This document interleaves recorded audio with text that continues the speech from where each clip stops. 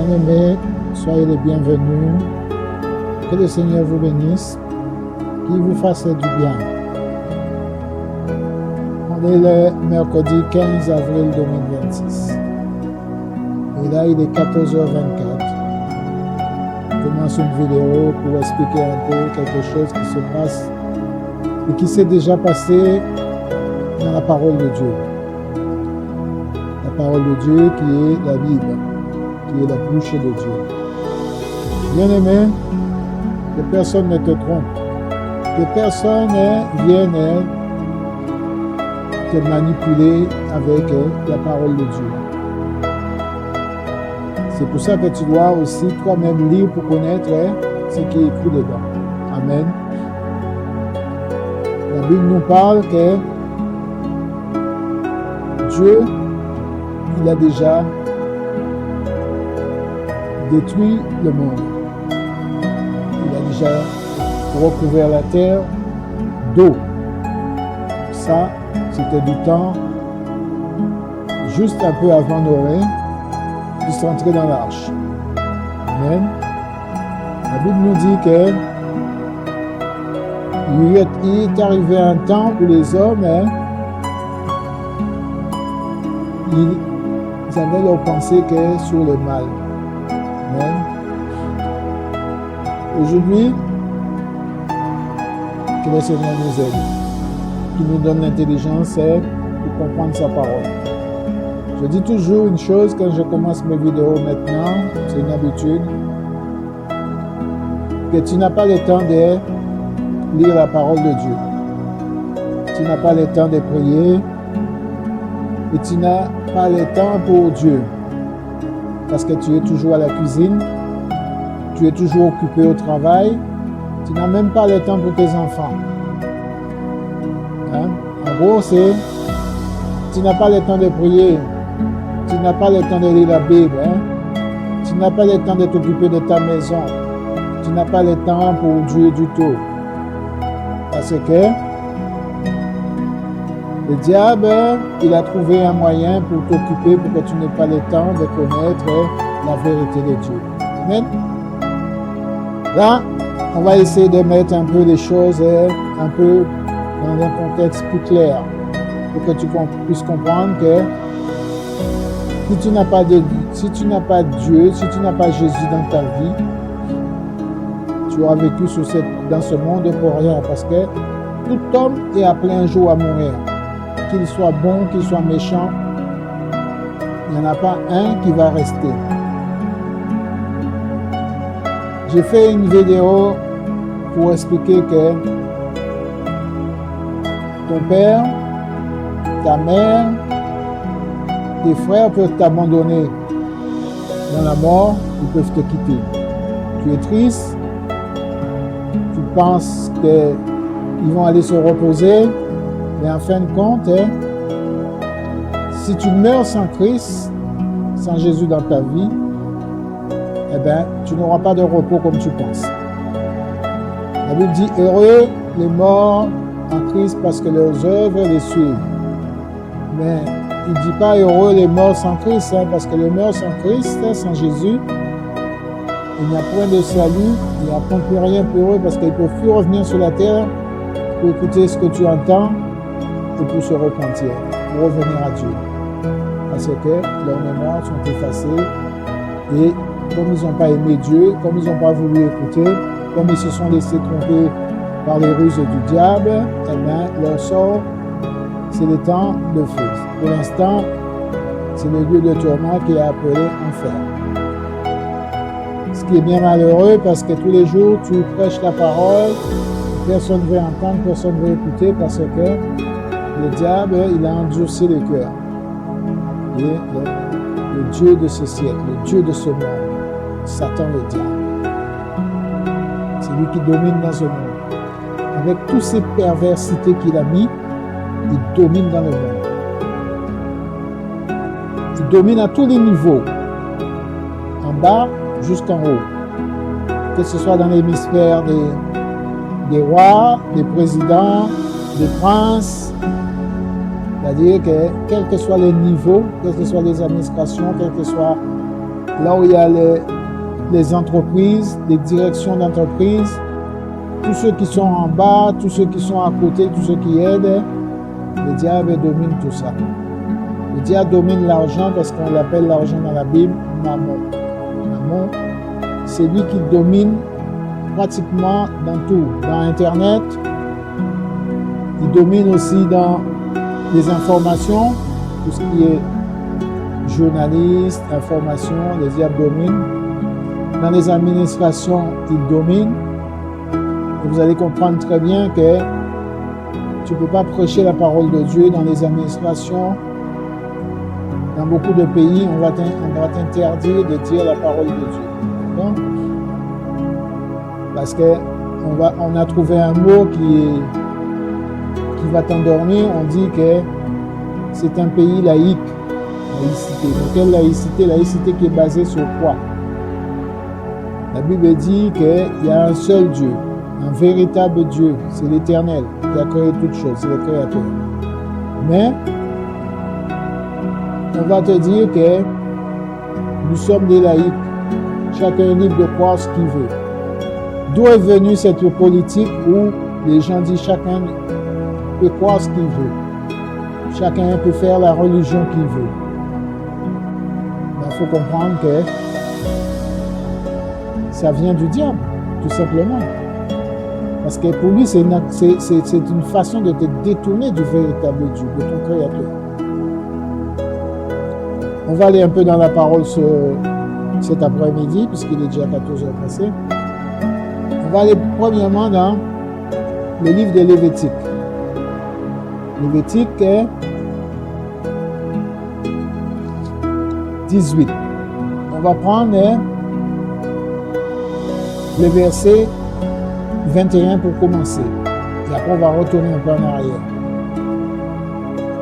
Et moi, je vais attirer ton attention que dans le passage que je vais utiliser, ce passage-là parle des relations que je dirais que Dieu ne veut pas, des relations interdites, des coups. Les relations sexuelles, parce que là on parle de sexualité qui est interdite dans la Bible. Des choses que Dieu rejette, qui est une abomination que Dieu ne veut pas. Et je vais vous montrer qu'aujourd'hui c'est ce qui se pratique partout dans le monde, librement, juste même avec des lois pour autoriser cela. On n'utilisera pas de mots, je n'utiliserai pas les passages de tout ce qui est interdit, mais tu pourras les lire dans les Lévitiques. À partir de Lévitique 18, à partir du verset 6, tu pourras lire ce que Dieu interdit. Avant 6, de 1 à 5, Dieu parle aussi. Dieu parle de comment il te conseille. Comment il te conseille. À partir, dans le même chapitre 24, dans le même chapitre 18, à partir du verset 24 jusqu'à 30, Dieu va encore héréditer de sa parole. Il va encore redire sa parole pour te montrer qu'est-ce que ça fait de pratiquer ces choses-là que lui t'a interdit. Et on ira plus loin dans la parole. Amen. On avancera petit à petit. Peut-être qu'on fera 2 vidéos là-dessus, sur ce sujet, ou peut-être on fera un seul. Moi, j'aime bien faire des vidéos pour bien faire comprendre de quoi la Bible parle. Comme j'ai dit, j'attire ton attention qu'il y a une partie, on parle de sexualité, mais il y a quelque chose qui va venir s'intégrer dans le chapitre, au verset 21.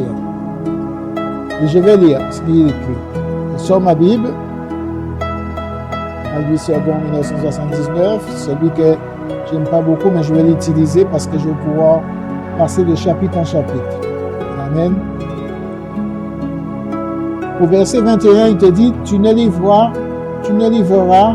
aucun de tes enfants pour le sacrifier à Moloch.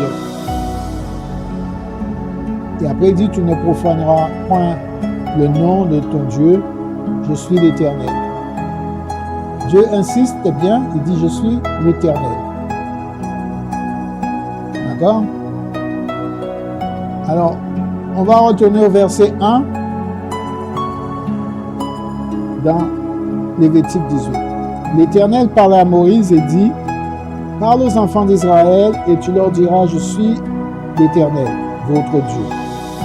Vous ne ferez point ce qui se fait dans le pays d'Égypte où vous avez habité. Et vous ne ferez point ce qui se fait dans le pays de Canaan où je vous mène. Vous ne surveillerez point leurs usages, vous pratiquerez mes ordonnances et vous observerez mes lois, vous les surveillerez et dit, je suis l'Éternel. Vous observerez mes lois et mes ordonnances. L'homme qui les mettra en pratique vivra par elles. Il finit encore, je suis l'Éternel. Et à partir de 6, je ne vais pas lire, mais je vais expliquer un peu. Il va parler de tout ce qui est de nudité. Nudité. Nudité, nudité, nudité. L'Éternel, c'est un Dieu sage. Il ne va pas utiliser les mots que lui t'interdit de prononcer, qu'il t'interdit de faire. Là, il utilise les mots nudité dans ce passage. Pour dire, un exemple, il te dit, au verset 17, tu ne découvriras point la nudité d'une femme et de sa fille. Hein? Quand il parle de nudité là, c'est une personne qui est nue. D'accord? Et ça va s'arrêter, ça va commencer du 6 et ça va s'arrêter du verset 23. Hein? Je ne lirai pas le passage, je préfère que tu le lis toi-même. Comme ça, tu verras de quoi je parle. Amen. Mais le verset 24 dans Lévitique, Dieu parle, ne vous souillez pas aucune de ces choses, car c'est pour toutes ces choses que se sont souillées les nations que je vais chasser devant vous. Le pays en a été souillé, je punirai son iniquité, et le pays vomira ses habitants. Vous observerez donc mes lois et mes ordonnances, et vous ne commettrez aucune de ces abominations, ni l'indigène, ni l'étranger qui séjourne au milieu de vous.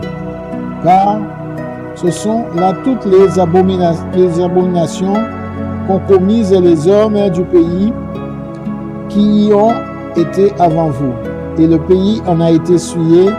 Prenez garde que le pays ne vous vomisse si vous le souillez, comme il aura vomi les nations qui étaient avant vous. Car tous ceux qui commettront l'une de ces abominations seront retranchés du milieu de leur peuple. Vous observerez mes commandements et vous ne pratiquerez aucune des usages abominables qui se pratiquaient avant vous. Vous ne vous en souillerez pas, je suis l'Éternel, votre Dieu. Et là, il finit. D'accord? J'ai déjà lu le verset 21 et je m'arrête dans le verset 21 en disant que on entendra parler, tu ne livreras aucun de tes enfants pour le sacrifier à Moloch. Okay? Moloch, c'est une divinité. Quand on lit la Bible, on penserait que Moloch n'existe pas encore, mais Moloch existe toujours parce que c'est un esprit qui a chuté du temps et on a fait chuter tous les anges qui se rebellaient contre Dieu. On a fait chuter aussi l'esprit qui ne s'appelle pas Moloch, cet esprit-là. Mais à travers les siècles, à travers les temps, il prend divers noms. Il change de nom. Comme tous ceux-là, par exemple celui qui s'appelait Baal, il change de nom. Il a toujours changé de nom. Celui qui s'appelait Astarté aussi, ce sont des anges déchus et ils changent de nom.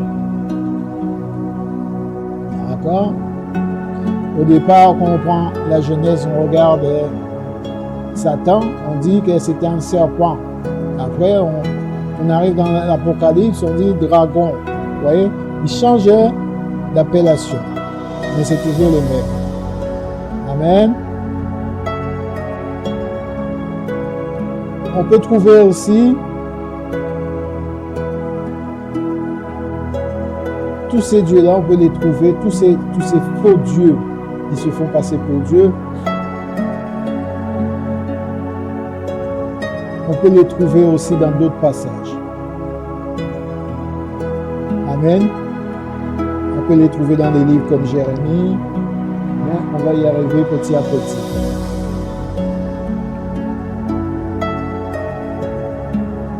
On va aller maintenant dans Genèse 6.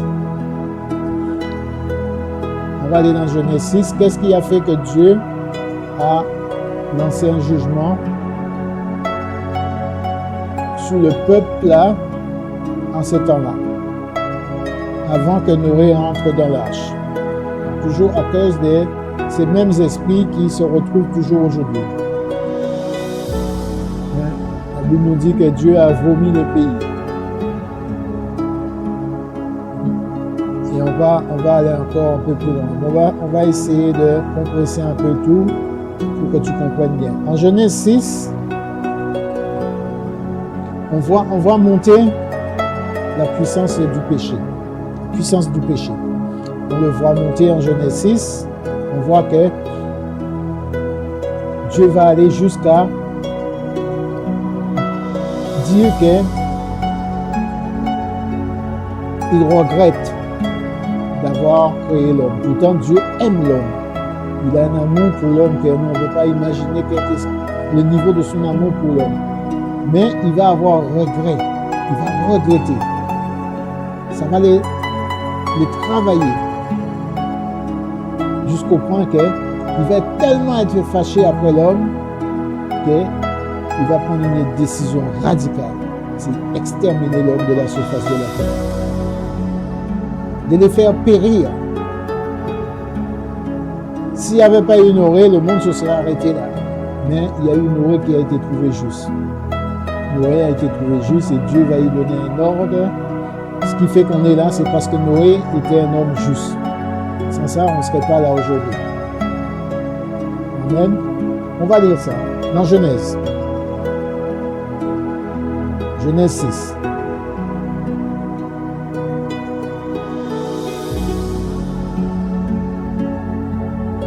Genèse 6, la Bible nous dit au premier verset, « Lorsque les hommes eurent commencé à se multiplier sur la face de la terre, et que des filles leur furent nées, les fils de Dieu virent que les filles des hommes étaient belles, et ils en prirent pour femmes parmi toutes celles qu'ils choisissent. Alors l'Éternel dit, « Mon esprit ne restera pas toujours dans l'homme, car l'homme n'est que chair, et ses jours seront de 120 ans. » Les géants étaient sur la terre en ces temps-là. Ils en furent de même après que les fils de Dieu furent venus vers les filles des hommes,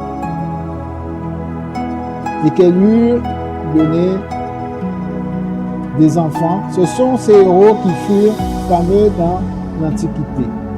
L'Éternel vit que la méchanceté des hommes était grande sur la terre et que toutes les pensées de leur cœur se portaient chaque jour uniquement vers le mal. L'Éternel se repentit d'avoir fait l'homme sur la terre et il fut affligé en son cœur. Et l'Éternel dit, « J'exterminerai de la face de la terre l'homme que j'ai créé, depuis l'homme jusqu'au bétail, aux reptiles et aux oiseaux du ciel, car je me repens de les avoir faits. » Mais l'Éternel trouva grâce, mais Noé trouva grâce aux yeux de l'Éternel. Amen. Ici, on voit bien que il s'est produit quelque chose. On parle des géants, on parle des fils de Dieu. Mais on parle des relations.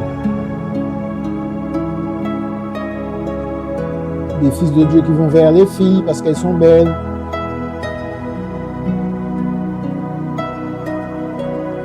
On parle de quelque chose que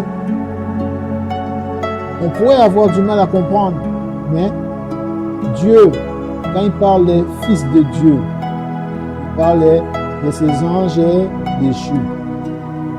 Parce que Dieu, il n'y a pas de mal en Dieu. En Dieu, il n'existe pas le mal. Ça n'existe pas chez Dieu. Dieu, il est juste et droit dans tout ce qu'il fait. Il n'y a pas de péché chez Dieu.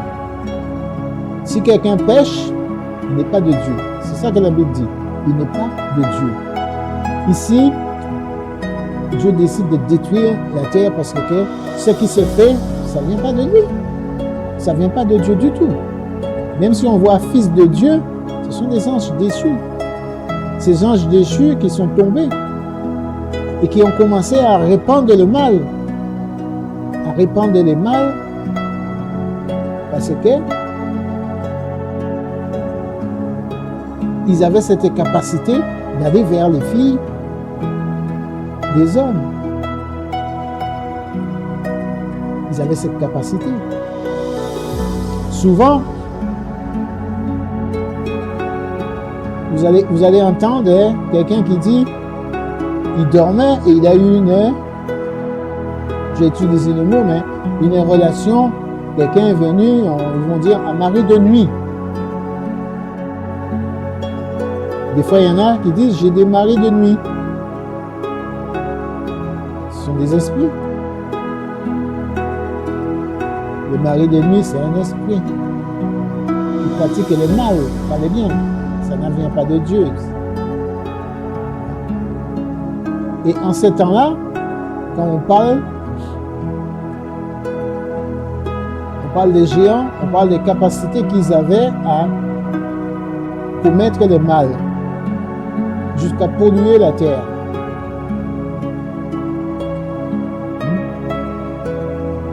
Et dans tout ça, Dieu va prendre une décision radicale. J'extermine. Je fais disparaître. J'ai fini avec tout ça. De l'homme jusqu'au bétail. De tous les animaux. Parce que tous ces esprits-là, ils avaient aussi la capacité même de rentrer dans les animaux. Mais je ne vais pas développer ça ici parce que ça va devenir un peu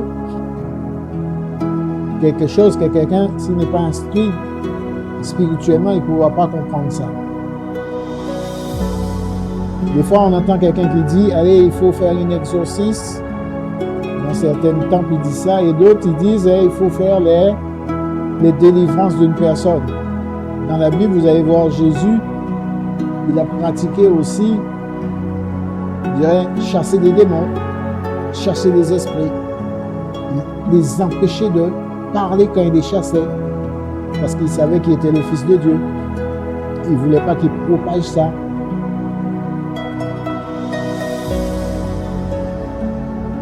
Ici, là, on parle des choses spirituelles, mélangées avec les choses charnelles, que Dieu n'approuve pas. Et comme Noé, il a trouvé grâce devant Dieu, Dieu va lui donner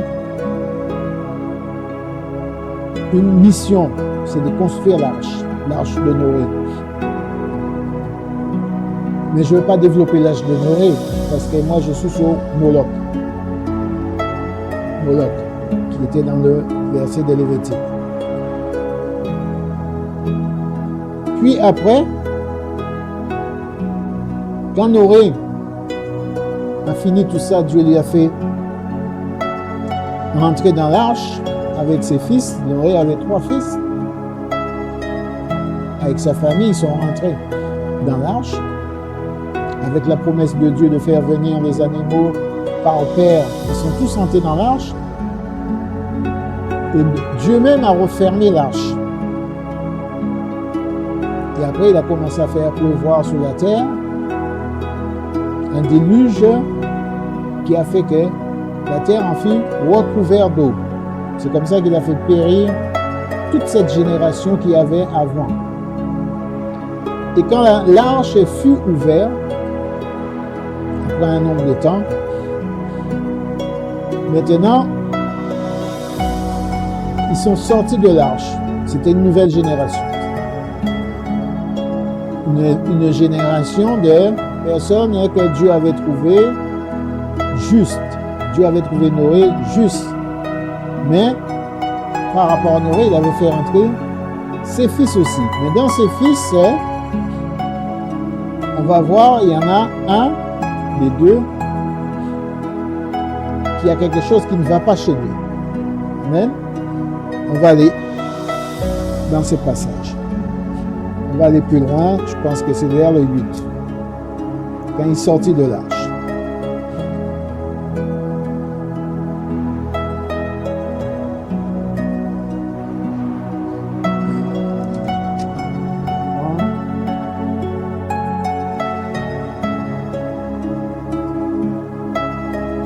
On va prendre plutôt 9. Dieu fait alliance avec Noé, il lui dit soyez féconds, multipliez sur la terre. Et on va voir que Noé est sorti de l'arche avec ses fils. Et on va prendre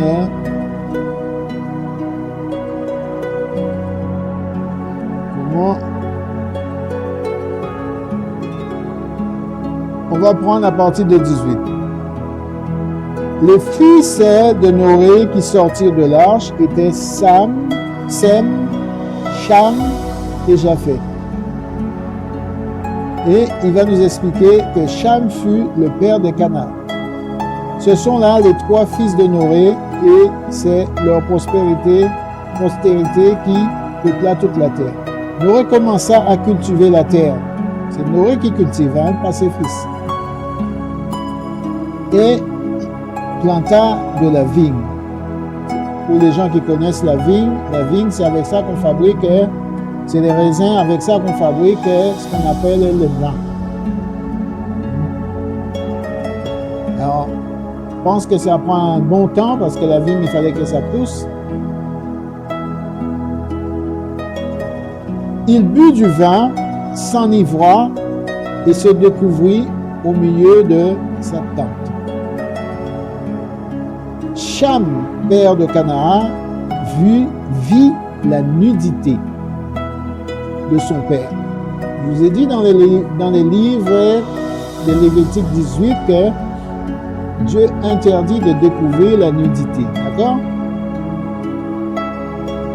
Il vit la nudité de son père et il le reporta dehors à ses 2 frères. C'est-à-dire, il allait raconter ce qu'il a vu. D'accord?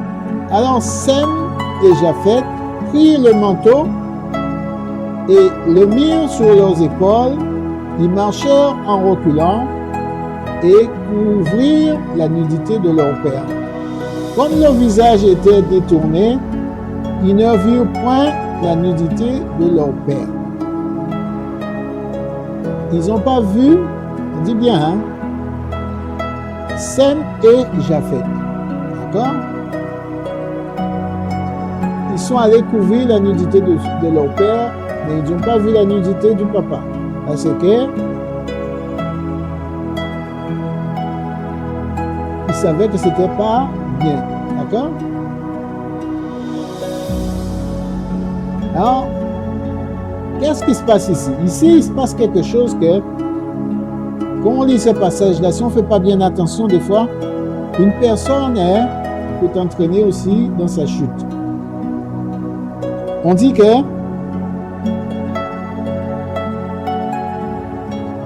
le papa a bu du vin et Cham, père de Canaan, vit la nudité de son père.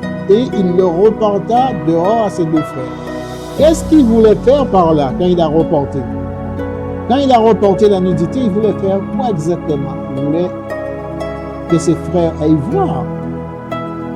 Mais ses frères ont été plus intelligents. Ils ne sont pas allés voir parce que s'ils avaient vu, eux aussi, ils auraient été sous la malédiction. Parce que Dieu, il refuse ça. Ils n'ont pas voulu voir.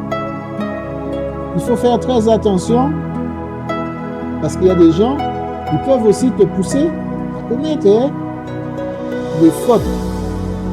Il y a toujours quelqu'un, et c'est là qu'on voit que Cham, il avait un problème. Il avait un problème. Un problème, qu'est-ce qui fait que tu pousses les autres à faire le mal? Qu'est-ce qui va faire ça? La Bible dit que tu dois aimer ton prochain comme toi-même.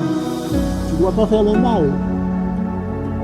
Tu ne dois pas pousser les autres non plus à faire le mal.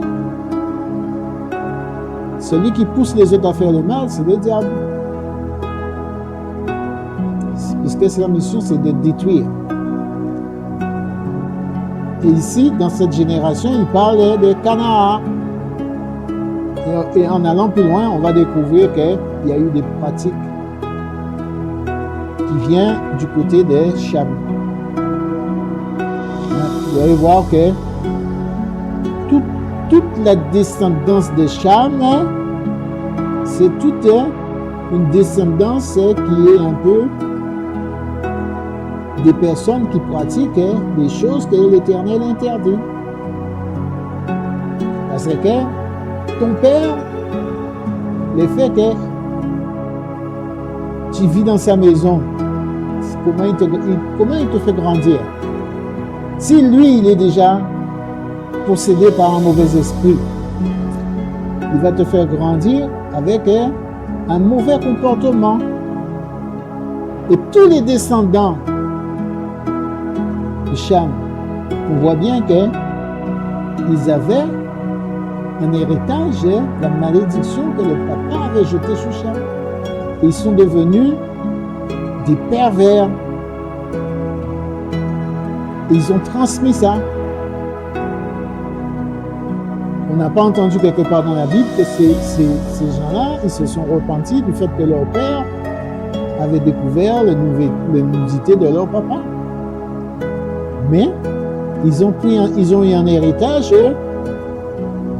de chaîne, parce que j'imagine que les premiers enfants qui ont grandi, ils n'ont pas bien grandi parce que le papa même, il était déjà dérangé. Il avait déjà un esprit de pervers en lui. Amen. Alors, ce qui fait que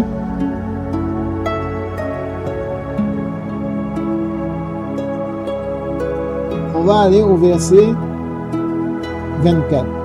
Lorsque Noé se réveilla de son vin, il apprit ce que lui avait fait son fils cadet.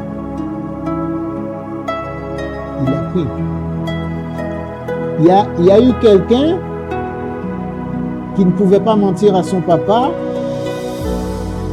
ou peut-être c'est la femme, on ne sait pas, on ne dit pas qui a dit ici, mais il y a eu quelqu'un de juste qui est allé dire, papa, tu as bu du vin, et quand tu as bu du vin, eh bien, tu t'es découvert. Tout ça pourquoi? Pour que le jour qu'il va commencer à reboire du vin, et qu'il sera sous, il faudra qu'il fasse attention de bien s'habiller pour que ça n'arrive pas. Cham, c'est pas lui qui aurait dit, papa, j'ai vu ta nudité. Au contraire, il se serait peut-être assis avec son papa, il buvait du vin et puis il enlèverait l'habit pour que les autres puissent pécher. Parce que si tu as un mauvais esprit, le mauvais esprit ne va pas te lâcher comme ça. Amen. Et il dit quoi? Il dit, maudit soit Canaan. Maudit soit Canaan.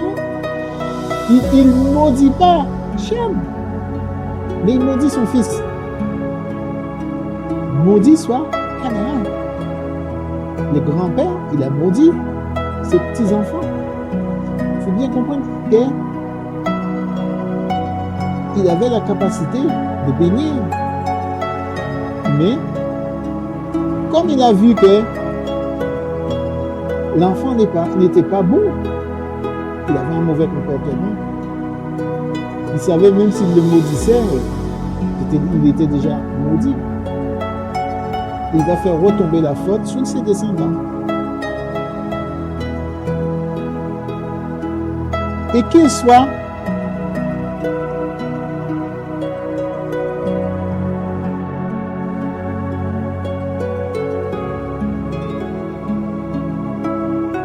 l'esclave des esclaves de ses frères. Esclave des esclaves. Ça veut dire que toute la génération esclave. Esclave dans le désordre. Esclave parce que leur père ne pouvait pas leur enseigner quelque chose de bien.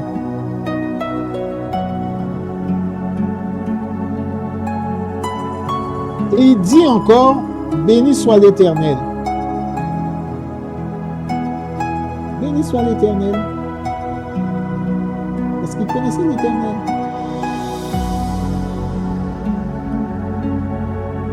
Il a dit Dieu de Sem. Dieu de Sem. Et que Canaan soit leurs esclaves.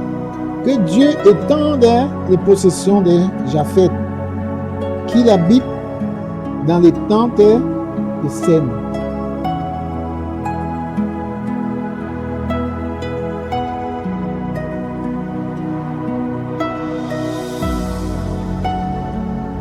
Et que Canaan soit leur esclave.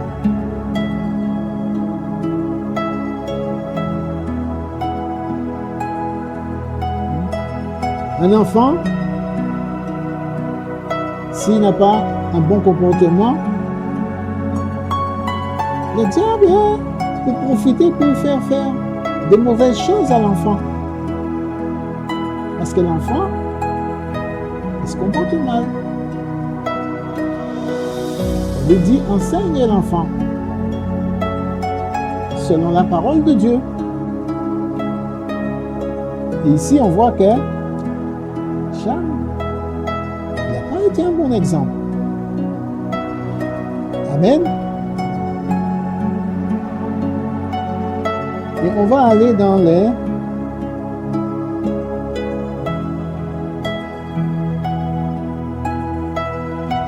verset 8. Ce sont les descendants de Cham. Toujours dans Genèse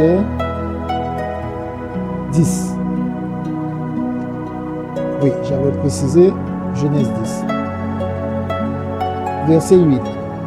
Cush, qui était descendant de Sem, il engendra aussi Nimrod. Nimrod. Si on lit la Bible, Nimrod, c'était pas n'importe qui. Nimrod, il descendait de Shem. Et il a aussi été quelqu'un qui aimait tyranniser. Il était puissant, il détruisait. Il a bâti des choses. Et c'est sous son règne qu'est née cette histoire des tours de Babel. Parce que cet enfant Nimrod, il aimait le pouvoir. C'est le pouvoir là qui venait pas de Dieu. Il faut bien comprendre qu'il n'était pas un enfant de Dieu. Nimrod. Nimrod, c'était un enfant qui venait de Cham. Et c'est comme ça que, comme il était sous la malédiction, le diable pouvait l'utiliser facilement. Le diable pouvait faire de lui quelqu'un qui l'élève comme il veut et qui est un tyran. Nimrod, sous sa direction, ils ont commencé à faire quelque chose comme les tours de Babel, parce que c'est lui de ce temps-là il régnait, il était un roi, il était puissant, Nimrod. Dans les descendants de Shem, c'était quelqu'un de puissant. Mais d'où venait sa puissance? ne venait pas de Dieu. Il ne venait pas de Dieu du tout. Il n'avait rien à voir avec Dieu. Et l'Éternel le voyait. L'Éternel voit tout. Il n'y a rien qui est caché devant l'Éternel. Il a vu comment il gérait les choses, comment il n'a pas cherché à revenir, se repentir de ce que leur papa avait fait, découvert la nudité de leur père. Ils ont continué à grandir sa puissance, à parcourir partout, hein, comme c'était un vaillant guerrier, un vaillant chasseur. Il détruisait. Il détruisait, il faisait du mal autour de lui. Il avait la méchanceté, ce niveau. Amen.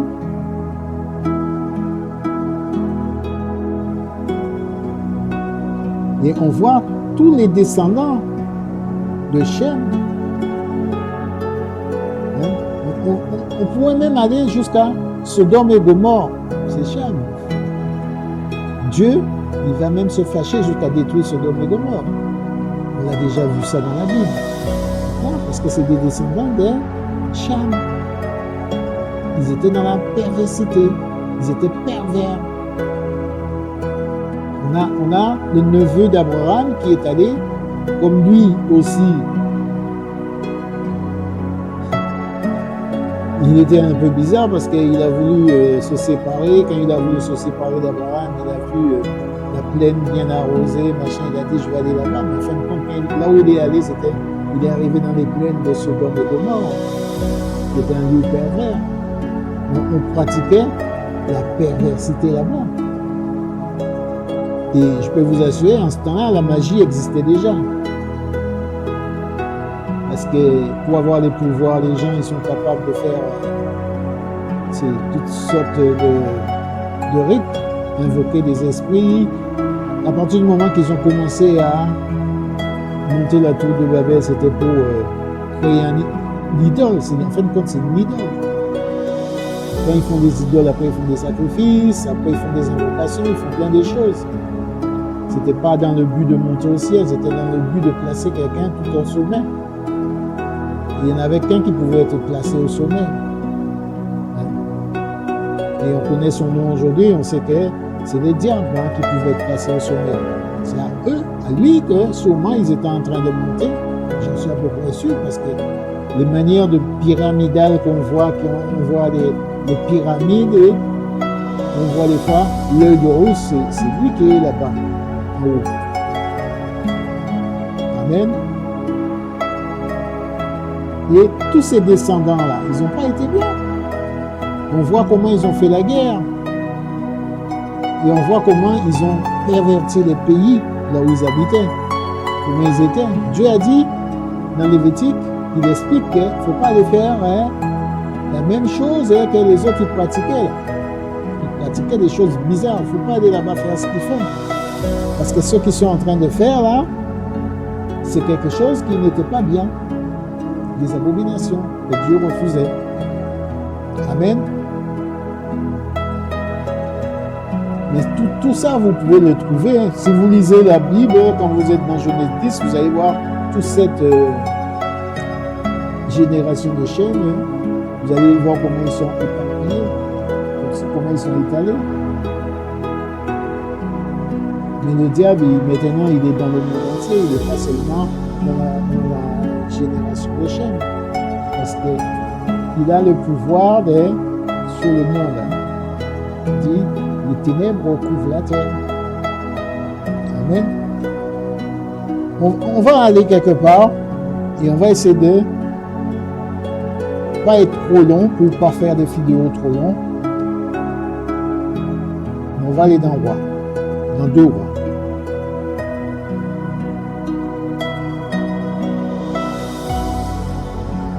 Dans 2 Rois, on va aller vers le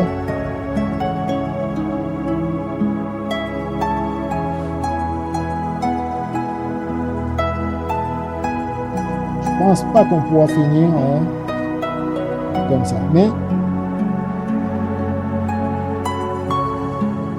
on va voir comment les enfants d'Israël, ils ont été pervertis, ils se sont détournés de Dieu. ce que Dieu les avait interdit, comment ils en sont arrivés à commettre des atrocités devant Dieu. On va commencer par Manassé. Si tu as déjà lu dans 2 Rois 21. 2 Rois, on dit 2 Rois 21, verset 1. Manassé avait 12 ans lorsqu'il devint roi, et il régna 55 ans à Jérusalem.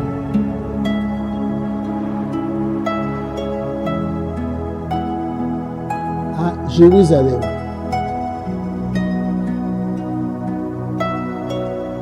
Il régna à Jérusalem.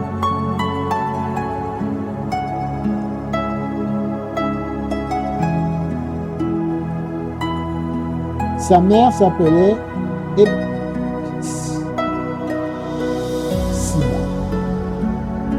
Il fit ce qui est mal aux yeux de l'Éternel, selon les abominations des nations que l'Éternel avait chassées devant les enfants d'Israël.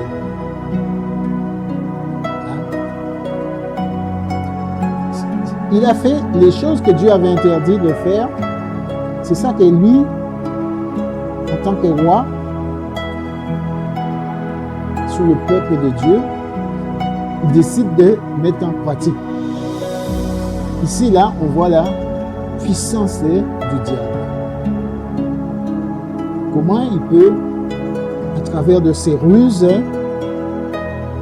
rentrer dans le peuple de Dieu et le faire commettre des péchés qui sont interdits par Dieu. Et je peux vous assurer, au jour d'aujourd'hui, c'est la même chose. Parce que le diable, il répète toujours à peu près les mêmes tactiques, les mêmes techniques. Comme ça fonctionne, pourquoi changer ce qui marche? Si tu as une entreprise, tu vois que tu peux gagner de l'argent, ça rentre bien, il n'y a pas de problème. Pourquoi tu vas changer de technique dans ton entreprise? Non. Oui, il y a une entreprise du mal. Ça fonctionne bien. Pourquoi tu veux qu'il change de technique?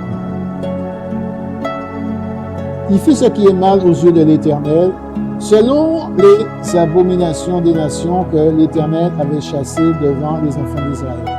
Il rebâtit les hauts lieux qu'Ézéchias et son père avaient détruits.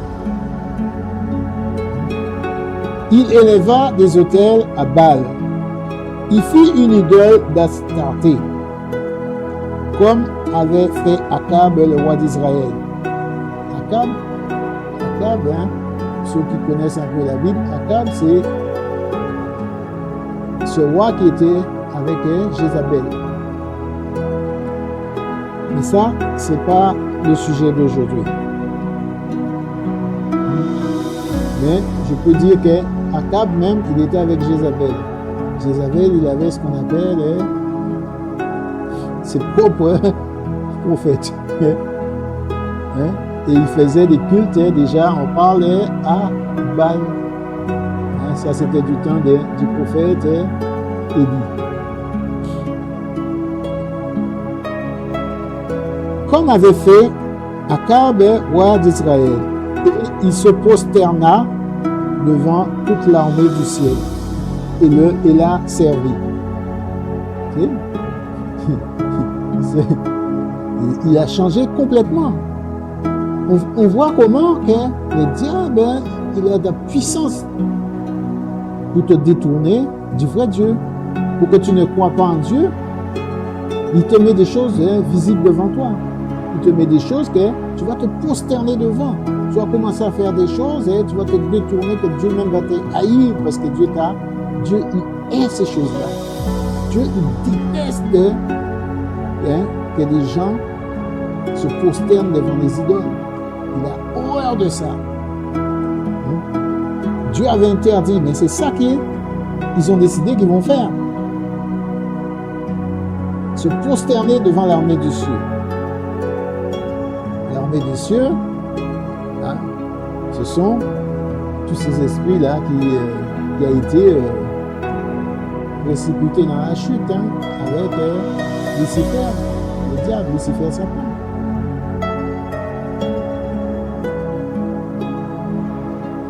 Il bâtit des autels dans la maison de l'Éternel, dans la maison de Dieu. Et attends, franchement, le temple là, ils sont allés bâtir des autels dedans. Ça vous dit rien, ça?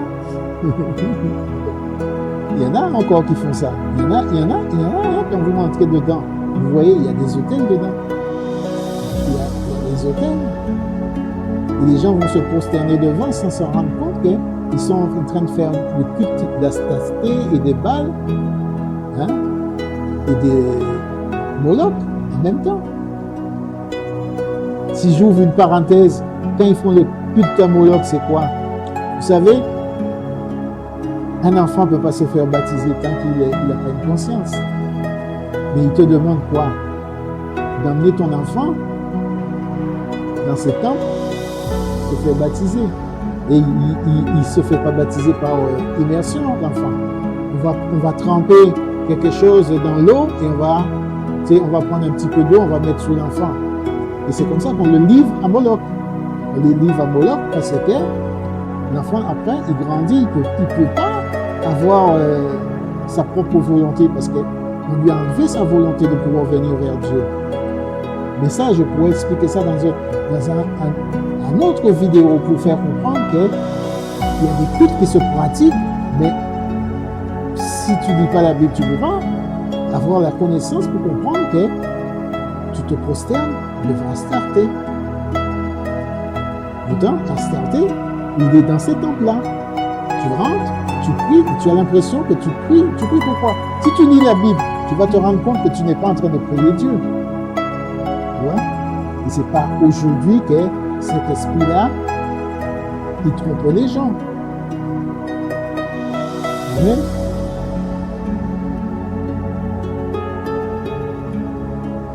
Il bâtit des autels dans la maison de l'Éternel, quoique l'Éternel ait dit, c'est dans Jérusalem que je placerai mon nom. Okay? Si ce n'est pas de la provocation, ça s'appelle comment?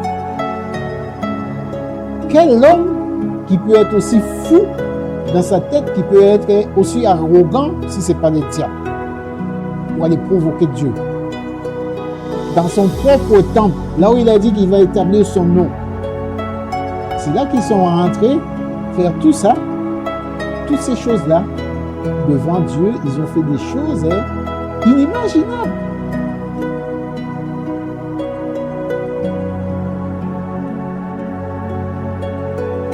Il bâtit des autels à toute l'armée des cieux dans les deux parvis de la maison de l'Éternel. Attendez, vous savez, le temple de Dieu, il était fait en deux parties. Imaginez, il était fait en deux parties. Le diable n'a pas rigolé, il n'a pas joué. Lui, il ne plaisante pas. Le temple même, je ne sais pas comment il a fait, il a frappé d'aveuglement seulement les enfants d'Israël, pour que les enfants d'Israël ne puissent pas réaliser ce qu'ils étaient en train de faire. Les choses que Dieu avait interdit de faire. Ils vont monter des autels dans les temples. Aujourd'hui, on voit les autels, puisqu'il y a le temple là, jusqu'à aujourd'hui. Ils ont monté ça d'une manière, ils ont manipulé, et puis les gens vont entrer dedans tout le temps. Même quand quelqu'un meurt, ils l'emmènent là-bas.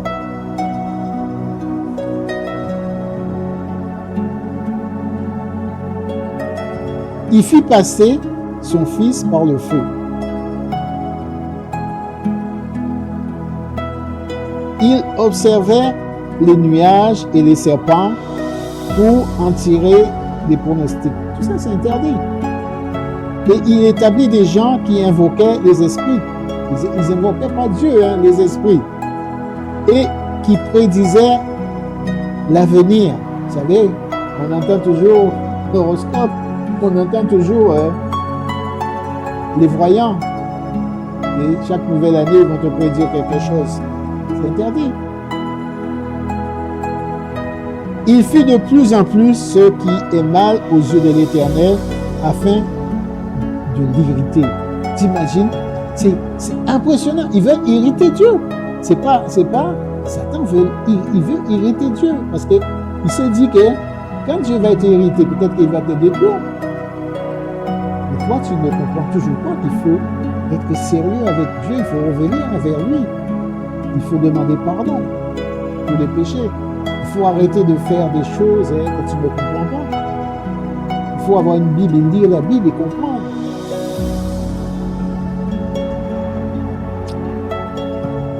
Irriter Dieu.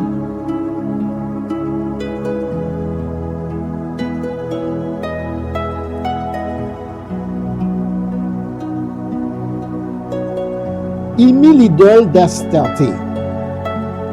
Qui c'est cette Astarté? Il mit l'idole d'Astarté.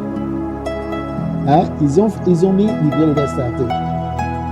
Astarté, elle a toujours été là. C'est des esprits qui ont toujours été là. On dit elle, mais en fin de compte, on peut dire aussi il, Astarté. Mais cet esprit a toujours été là. L'idole, c'est quoi? C'est là que tu vas aller l'invoquer, cet esprit-là, Astarté. On lui a donné tous les noms. Depuis des générations, il a eu tous les noms.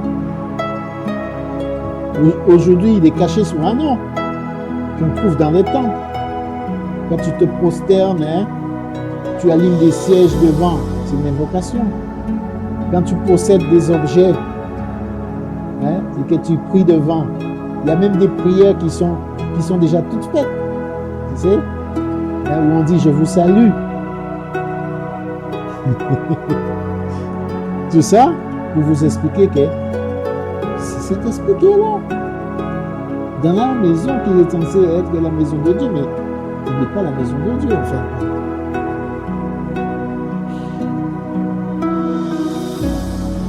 J'étais arrêté à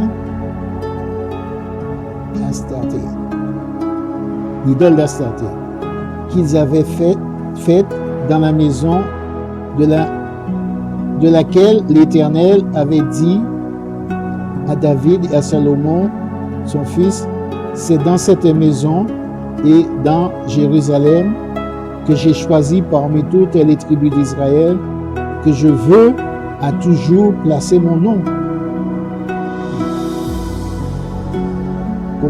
Comment Manassé? C'est Manassé.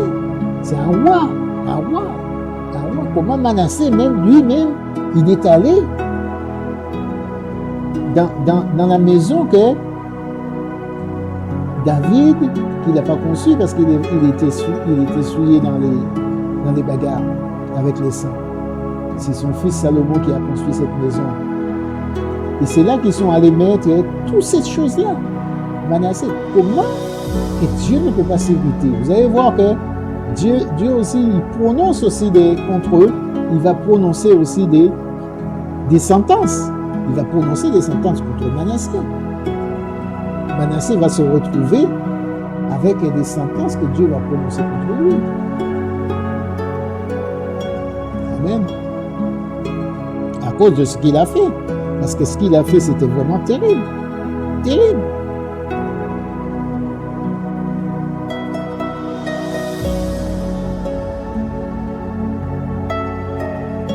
Je ne ferai plus errer le pied d'Israël hors du pays que j'ai donné à ses pères.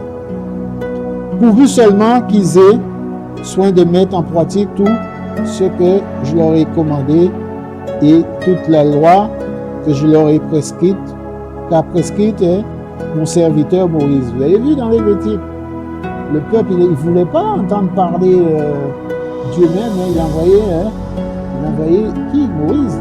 Moïse est venu parler, Dieu dit à Moïse, va dire ça, va leur expliquer comment il faut qu'ils marchent quand ils vont rentrer dans le pays, comment il faut qu'ils se comportent. Il va leur expliquer les pratiques qu'il ne faut pas faire. Et il n'avait pas fait Lévitique 18. Lévitique 18, j'ai pris Lévitique 18 juste comme exemple pour vous montrer que Dieu, c'est un Dieu d'ordre, pas de désordre, mais dans les histoires sexuelles là, qu'il a montré, la nudité, là, le nu là, qu'il a parlé, là, on voit au verset 21 qu'il souligne bien Moloch dans ce verset. Parce que le Moloch, lui aussi, il a des pratiques avec les enfants. Il est terrible, hein?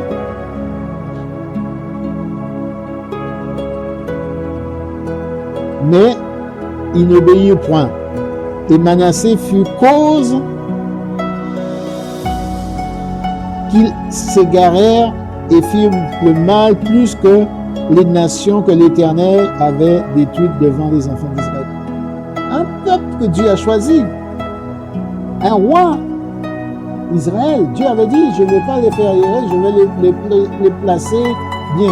C'est comme quand on voit que Dieu il a créé le jardin d'Éden et qu'il a mis l'homme dedans pour que l'homme soit bien. Il avait tout ce qu'il fallait dans ce jardin. Mais le diable, qu'est-ce qu'il vient faire? Il vient trouver le moyen de chasser l'homme du jardin. Il a trouvé le moyen de faire expulser l'homme du jardin.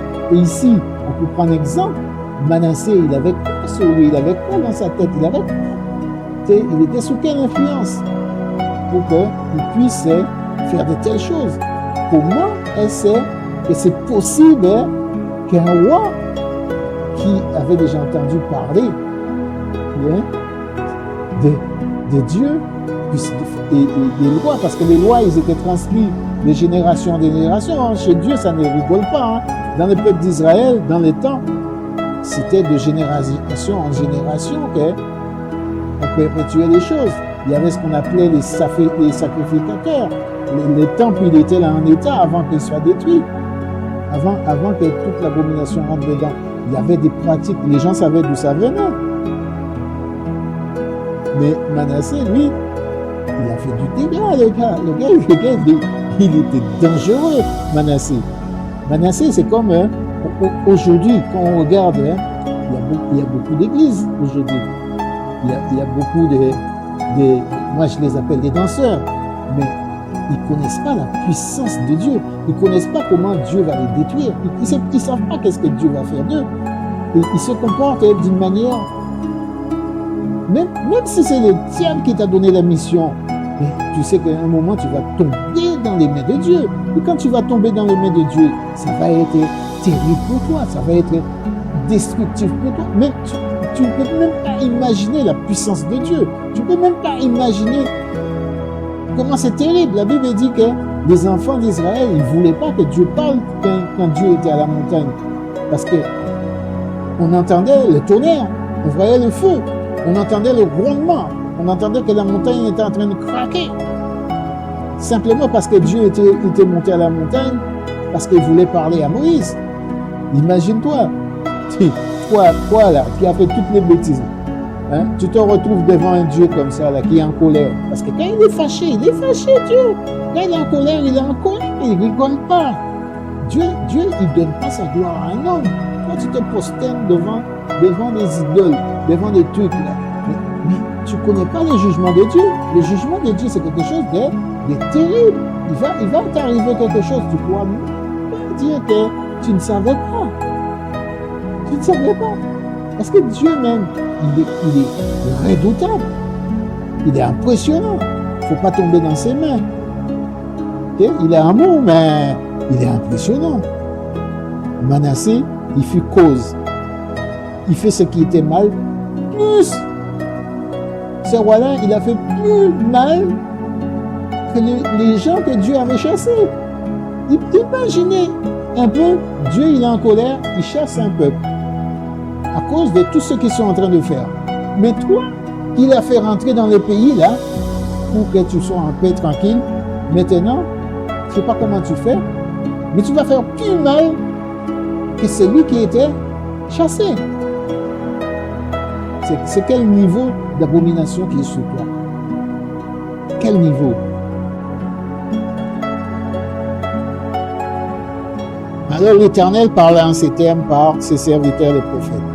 Parce que Manassé roi, écoutez bien, parce que Manassé roi Juda a commis ces abominations, parce qu'il a fait pire que tout ce qui avait fait avant lui les Amoréens, et parce que il a aussi fait pécher Juda par ses idoles, voici ce que dit l'Éternel, le Dieu d'Israël. Je vais faire venir sur Jérusalem et sur Juda des malheurs qui étourdiront les oreilles. Et quiconque en entendra parler J'étendrai sur Jérusalem le cordeau de Samarie et le niveau de la maison d'Akab. Et je nettoierai Jérusalem comme un plat qu'on nettoie et qu'on renverse sans dessous après l'avoir nettoyé. Hein? Ouais, quand il est en colère, il rigole pas. Il a pris l'exemple d'un plat, c'est-à-dire qu'il va nettoyer, il va enlever tout. Il va nettoyer, il va faire quelque chose que les gens vont être étourdis. Et toi, tu es pasteur, tu es dans l'église, tu n'enseignes pas la vérité aux fidèles. Tu les fais pécher à la manière de Manassé. Et tu te dis que Dieu, il ne va pas te juger, il va te juger. Hein?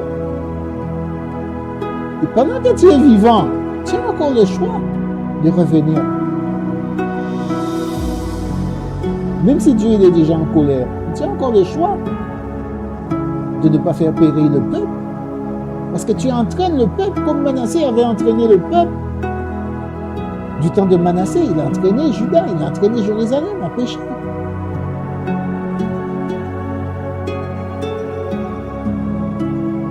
J'abandonnerai le reste de mon héritage et je les livrerai entre les mains de leurs ennemis et ils deviendront le butin et la proie de tous leurs ennemis parce qu'ils ont fait ce qui est mal à mes yeux et qu'ils m'ont irrité depuis le jour où leurs pères sont sortis d'Égypte jusqu'à ce jour. Au moment que Dieu parle, vous savez, les diables, ils connaissent ce passage biblique. Je peux vous assurer, ils connaissent très bien. Et en plus, il était l'instigateur de cette irritation. Il s'est arrangé pour irriter Dieu. Ils marchent en bande organisée. Ils sont bien organisés. Okay? Ils ont leur chef et après ils ont les adjudants, les princes, les dominations, les principautés. Hein? On voit, ils ont des rangs hein, pour faire le mal. Okay? Pas pour faire le bien, pour faire le mal. Faire ce qui est mal. Mais tout ça, c'est dans le but de te nuire. C'est pas dans le but de te faire du bien. Quand tu vois comment Manassé a agi, tu penseras que la chose vient de Manassé. Non, la chose vient de Lucifer, Satan, le diable, qui a fait en sorte que Manassé agisse de sorte. Parce qu'il est impossible quand un enfant de Dieu d'oublier son Dieu. Est-ce qu'une mère qui allait son enfant oublie l'enfant? Non, c'est pas possible. C'est pas possible. Tu ne peux pas oublier Dieu. Tu ne peux pas dire je mets les lois, les ordonnances de côté. Parce que tu entends toujours parler que Dieu il est comme ça, Dieu il est là, Dieu il est machin, Dieu est l'amour, Dieu veut te racheter, machin. Et pourtant, Manassé, ils ont trouvé le moyen d'irriter Dieu. Comme aujourd'hui, le peuple, maintenant, depuis la venue de Jésus, quand on parle, on prêche, on évangélise, le peuple fait comme s'il n'entend pas. Pourquoi? Parce que le diable, il s'arrange pour que les gens n'entendent pas. Il bouche même les oreilles. De manière spirituelle, il met des bouchons. Il voile l'intelligence pour que tu ne puisses pas comprendre qu'est-ce qui se passe. Pour que, au final, pour que tu puisses te retrouver dans un jugement, que le jour que tu te retrouves dans le jugement, tu ne savais pas, tu n'avais jamais entendu, tu avais juste entendu Jésus. C'était simple. Tu as entendu Jésus, mais tu n'as pas compris. Parce que lui, il t'a pas donné la possibilité de comprendre qui est Jésus. Pourquoi Jésus est mort sur une croix? Qu'est-ce qui s'est passé? Et pourquoi il vient? Et c'est quoi cette histoire des royaumes des cieux? Et même quand tu connais Jésus, il s'arrange toujours pour falsifier la parole, parce qu'il utilise des ruses pour que tu ne saches pas que Dieu il a dit que sans la sainteté, sans la justice, sans la miséricorde, tu ne ne peux pas rentrer dans ce royaume. Tu peux te battre tous les jours, tu es chrétien, tu vas tous les jours, tu danses parce qu'il y a des danseurs aussi. Hein? Ils rusent devant toi, mais en fin de compte, au final, quand tu arrives, eh bien, tu es rempli de péchés. Parce que le diable, il s'arrange toujours pour que tu aies quelque chose à lui. Jésus, il a dit quoi? Jésus, il a dit que le prince de ce monde, il vient, mais il n'a rien à moi. Ce n'est pas un hasard. Il a dit aussi, dans un autre passage, il a dit, qui d'entre vous va me convaincre de pécher? Parce qu'il savait qu'il ne fallait pas pécher. Mais toi, tu es chrétien, ton pasteur, il te fait pécher. Et toi, tu trouves ça normal. Parce qu'il ne t'a jamais expliqué que tu peux mourir et pas rentrer au royaume de Dieu. La Bible dit dans Isaïe, la Bible dit que je vous donnerai des pasteurs selon mon cœur. Il dit, je vous donnerai des pasteurs selon mon cœur. Mais ton pasteur, qui te l'a donné? Est-ce qu'il vient de Moloch? Est-ce qu'il vient d'Astarté? Est-ce qu'il vient des Baals, hein, ou de Satan même? Donc, il te détourne de ton salut, il te détourne de Dieu. Hein? Parce qu'il faut te poser la question, est-ce que ton pasteur il t'enseigne correctement? Et pourquoi tu n'arrives pas à lire ta Bible? Hein?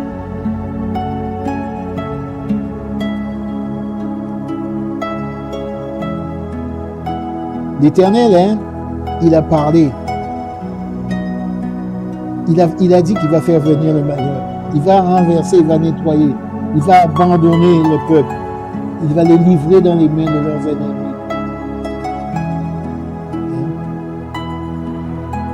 Parce qu'ils ont fait ce qui est mal à mes yeux et qu'ils m'ont irrité depuis le jour où leurs pères sont sortis d'Égypte.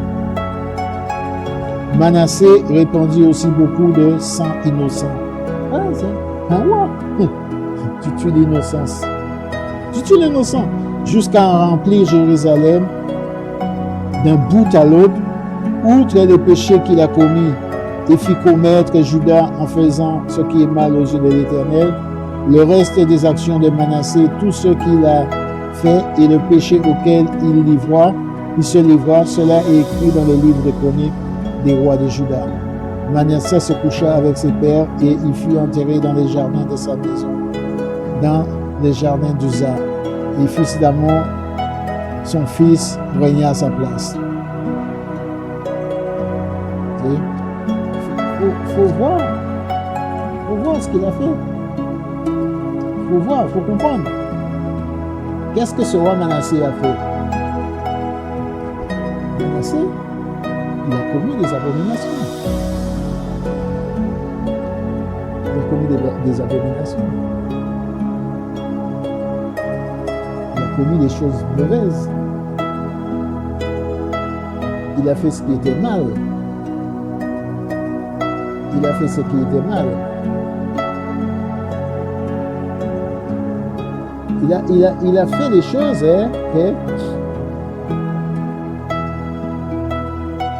qui a irrité l'Éternel. Aujourd'hui, que tu as entendu comment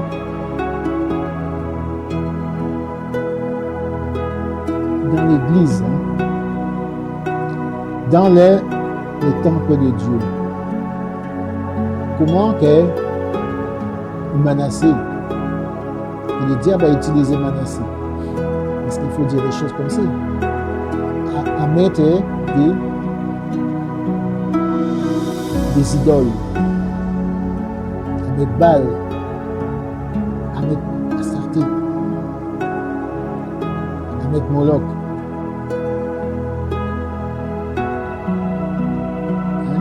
À se prosterner devant les soleils, devant les choses qui sont dans les cieux.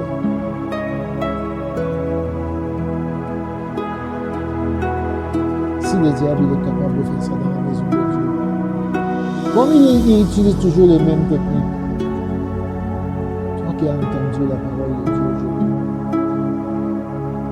tes yeux s'ouvrent. Là où tu vas, là où tu rentres, là où tu vas adorer Dieu, est-ce que cet endroit-là, c'est la maison de Dieu? Et si c'est la maison de Dieu, est-ce que tout va bien dedans?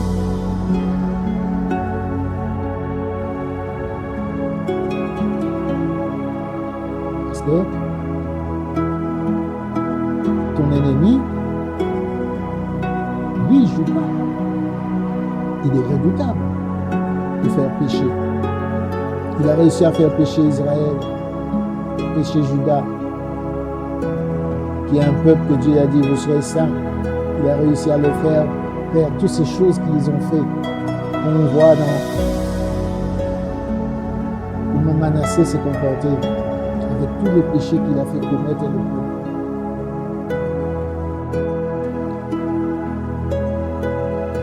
Est-ce que cela t'appelle pas la prudence?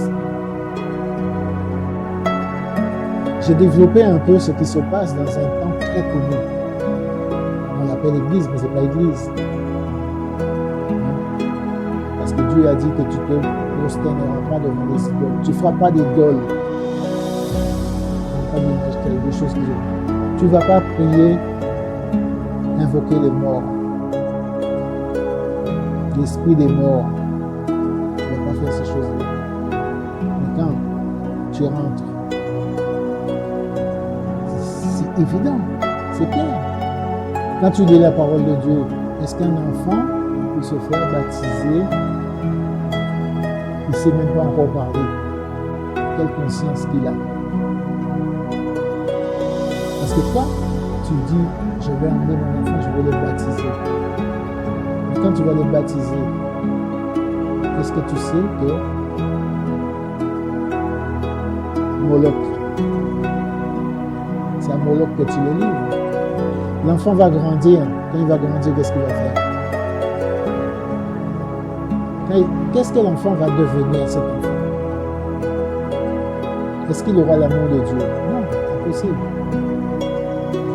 Même quand on va lui parler de Dieu, il va rejeter. Il va préférer vivre sa vie dans le monde avec toutes les perversités qu'il y a. Il suffit de voir une génération qui passe, une autre qui arrive, et de voir qu'est-ce qu'ils font. Dans la génération qu'on est là, on voit quoi? On voit l'esprit des Moloch. Cet esprit-là qui s'est placé au milieu dans Lévitique 18 au verset 21, on dit il ne faut pas livrer son enfant à Moloch. Pourquoi? Parce que c'était aussi un pervers qui pervertit. Quand tu vois un enfant maintenant, quand tu vois les jeunes, si on parlait, qui n'a pas couché avec qui n'a pas eu une relation? Très peu, très peu. Ils ont même eu ce qu'on appelle des multiples relations parce qu'ils ont été livrés à Moloch.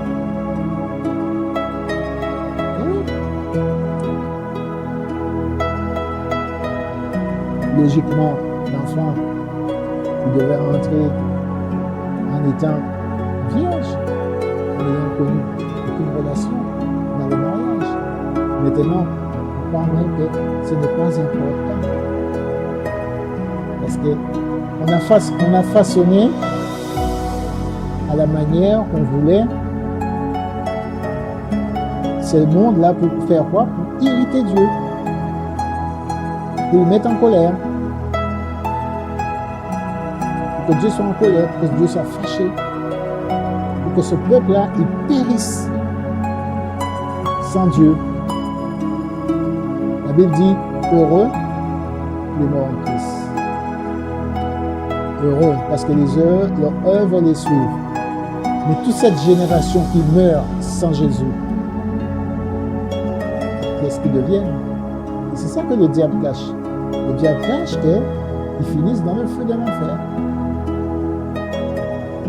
et pour l'éternité. Il faut savoir que l'âme et l'esprit, là, quand ils quittent le corps, quand tu es mort, ils ne meurent pas.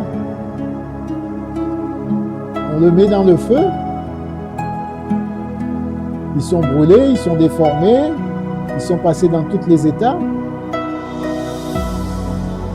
mais ils ne meurent pas.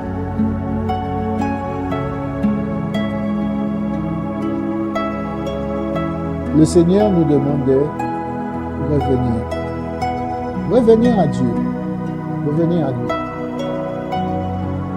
Revenir. De se repentir. Que tu sois pasteur, que tu sois quelqu'un élevé dans l'église, si tu sais que tu as fait une erreur, n'attends pas d'être jugé, mais repens-toi. Reviens à la parole. Reviens à la vérité. Reviens à la sainte doctrine. Recherche la sainteté de Dieu. Car Dieu est saint. Et si on n'est pas saint, on ne peut pas rentrer dans le royaume de Dieu. Il est impossible de rentrer dans le royaume de Dieu sans être sanctifié. En étant sanctifié, il faut être juste, il faut être miséricordieux. Et tout ça, c'est la parole qui a été donnée par Jésus, qui a été enseignée depuis très longtemps, pour que l'homme ne puisse pas périr. On dit que pour que l'homme puisse rentrer dans le royaume des cieux.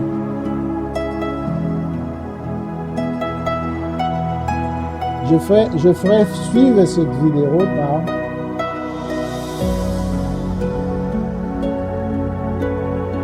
Josias. Le règne de Josias. Quand Josias il est rentré, quand il est devenu roi, pour moi, il va ramener le peuple à Dieu. Il va ramener le peuple à Dieu. Mais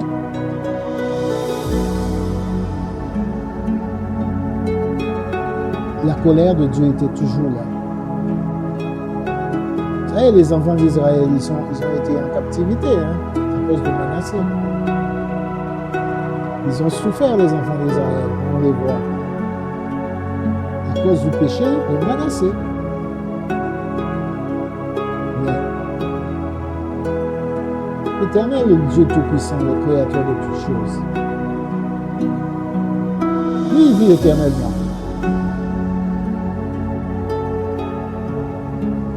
Il pardonne aussi. Si tu reviens, il te pardonnera. Si tu reconnais que tu as péché, l'Éternel te pardonnera. Mais quand tu reviens, il faut rester dans la vérité. On parlera après de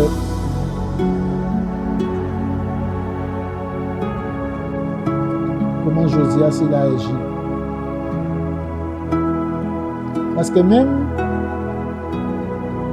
pour comprendre le niveau qu'il y avait là-bas, du temps de ces rois-là, qui sont venus Manassé, la suite, même le livre où s'était marqué la loi de Dieu, les ordonnances de Dieu, le livre là même, il a été mis quelque part, caché, enfui. C'est comme ça ta Bible même, il est là, mais il est empilé au milieu peut-être d'autres livres. Tu sais peut-être même pas où trouver ta Bible. Tu ne sais peut-être même pas où est ta Bible. Tu ne sais même plus qu'est-ce qui est écrit dedans. Tu t'es peut-être même pas intéressé. Où est ma Bible? Où est-ce qu'on a mis ma Bible? Que le Seigneur vous bénisse. Que le Seigneur nous aide à sortir de la cuisine, à sortir du travail, à sortir dans les amusements qu'on fait tous les jours pour pouvoir venir vers lui et se consacrer le temps qu'il faut. Pensez à nos âmes, pensez qu'on peut mourir à n'importe quel moment, que même le Seigneur peut venir, même si sa longanimité dure, sa parole ne passera jamais. Il reviendra un jour. Soyons prêts pour quand le Seigneur reviendra, pour qu'il nous trouve prêts aussi. Soyons pas comme menacés. Ne nous laissons pas emporter par la reine du ciel, par Moloch et par Baal. Amen. Que le Seigneur vous garde, qu'il vous protège et qu'il vous garde, parce que c'est lui qui a la capacité de vous garder. Au nom de Jésus, je finis, je coupe pour la gloire de Dieu. Amen. Béni soit le Seigneur Dieu Tout-Puissant. Béni soit notre Sauveur Jésus.